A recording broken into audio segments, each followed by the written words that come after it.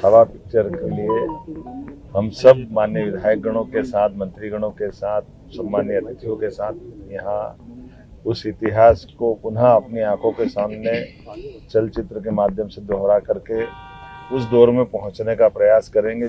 एक तरह से यातनाओं की पराकाष्ठा हुई थी उस दौर में, लेकिन ये हमारे लिए सौभाग्य की बात है। शिवाजी महाराज ने जिस प्रकार से जीवन जिया, भगवान ऐसा पुत्र सबको दे, देश धर्म के लिए अपना शरीर छोड़ दिया, प्राण दे दिए, लेकिन देश धर्म के आधार पर वो झुके नहीं। हम सब नतमस्तक हैं और स्मरण कर रहे हैं वापस से पिक्चर से हम सबक लेकर के परमात्मा से कामना करें, बाबा महाकाल से कामना करें, कभी ऐसा दुष्वप्न वापस नहीं आए। यशस्वी प्रधानमंत्री के नेतृत्व में न केवल देश सक्षम बन रहा, सबल बन रहा, बल्कि अपनी संस्कृति का परचम दुनिया में लहरा रहा। मैं आज के इस अवसर पर छत्रपति शिवाजी महाराज के पुत्र छत्रपति शंभूजी राजा के ऊपर आज छावा पिक्चर के लिए हम सब माननीय विधायक गणों के साथ, मंत्रीगणों के साथ, सम्मानीय अतिथियों के साथ यहाँ उस इतिहास को पुनः अपनी आंखों के सामने चलचित्र के माध्यम से दोहरा करके उस दौर में पहुंचने का प्रयास करेंगे जिस दौर के आधार पर कष्टों की सारी सीमाएं टूट गई।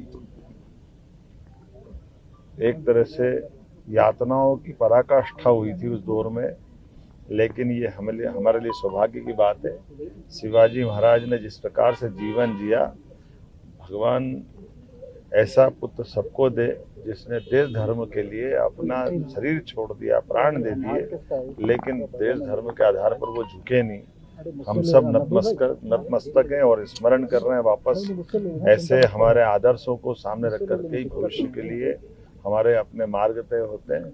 मैं आज के इस अवसर पर भोपाल में सभी माननीय विधायकों के साथ ही पिक्चर देखने आया हूँ और उम्मीद करेंगे कि इससे पिक्चर से हम सबक लेकर के परमात्मा से कामना करें, बाबा महाकाल से कामना करें, कभी ऐसा दुष्वप्न वापस नहीं आए। यद्यपि विश्व के परिदृश्य में कई सारे आसपास के देशों में भारी उथल पुथल है और हमारे देश धर्म पे कई सारी चुनौतियां भी है, लेकिन यशस्वी प्रधानमंत्री के नेतृत्व में न केवल देश सक्षम बन रहा, सबल बन रहा, बल्कि अपनी संस्कृति का परचम दुनिया में लहरा रहा।